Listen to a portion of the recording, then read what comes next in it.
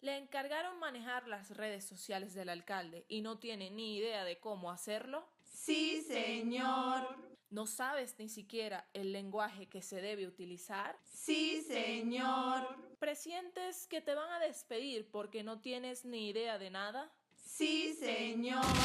Pues no te preocupes, aquí te tenemos la solución. Te hablaremos sobre el uso y el estilo que se debe manejar en las redes sociales. Te mostraremos cómo muchos gobernantes locales han logrado un manejo efectivo de redes, una herramienta que hoy en día es fundamental en todas las estrategias y campañas políticas. Partamos del concepto comunicación. Esta es definida como la interacción de símbolos que articulan los mensajes emitidos y los recibidos. Los líderes siempre deben tener discursos que sean coherentes con la realidad de las comunidades a las que pertenecen o los rodean, para así generar mucha más cercanía.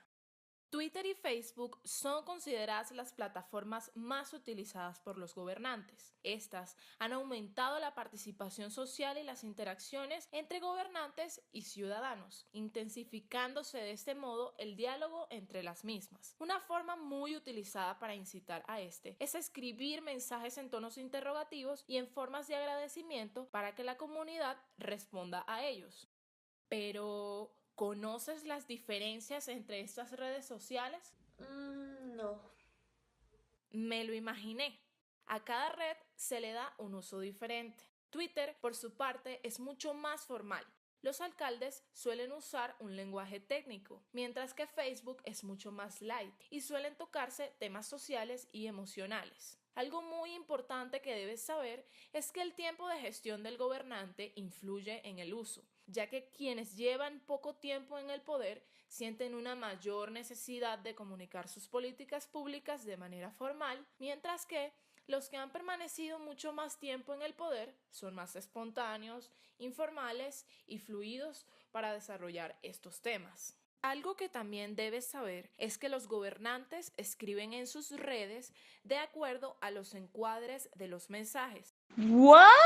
Los encuadres del mensaje son definidos como los marcos de percepción de la realidad en los cuales los mandatarios se basan para expresar algo. Y es por eso que, como decíamos anteriormente, debe existir coherencia entre el discurso y la realidad de la comunidad, como también un consenso de valores comunes. Y de esta manera, el mensaje podrá ser comprendido por ambas partes. Mario Riorda y Natalia Aruguete plantean que los encuadres del mensaje deben ser estudiados a través de tres indicadores que son, primero, eje temático del mensaje, segundo, tono y tercero, problema y soluciones a la hora de escribir un mensaje. En Twitter y Facebook, los ejes temáticos se dividen en gubernamental institucional, gubernamental pedagógico, social individual y político partidario personal.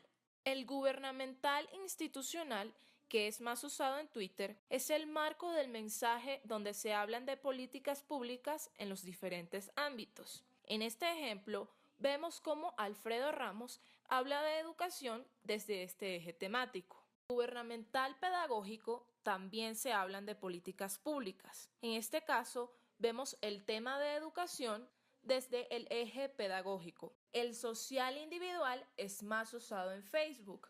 Por ejemplo, vemos cómo Elsa Noguera recurre a esta red y a este encuadre para hablar de la educación de los jóvenes. El segundo indicador es el tono. Este es el que nos permite analizar si el mensaje emitido tiene tendencia a la personalización o a la institucionalización. Este se divide en tono emocional, en el cual los mensajes son más personalizados, técnico, que pertenecen por lo general al eje gubernamental, y combinados, que tienen un poco de ambas. En la tabla podemos observar que las cuentas de las alcaldías, es decir, las cuentas institucionales, utilizan un lenguaje mucho más técnico, mientras que el lenguaje de la cuenta del alcalde es mucho más emocional. Y el tercer y último indicador hace referencia a la forma en cómo se presentan los problemas en el mensaje. A pesar de que todo problema tiene una causa, una solución y un agente responsable y se piense que son elementos dependientes, estas tres variables no necesariamente se presentan siempre en un mensaje. Muchas veces en una red social el político puede mencionar el problema sin referirse a la causa o los actores responsables, como también puede ser que el político hable de agentes sin hablar de los problemas o la solución. En este tuit podemos observar cómo Jorge Rojas evidencia la existencia de un problema sin ofrecer soluciones ni decir quiénes son los responsables.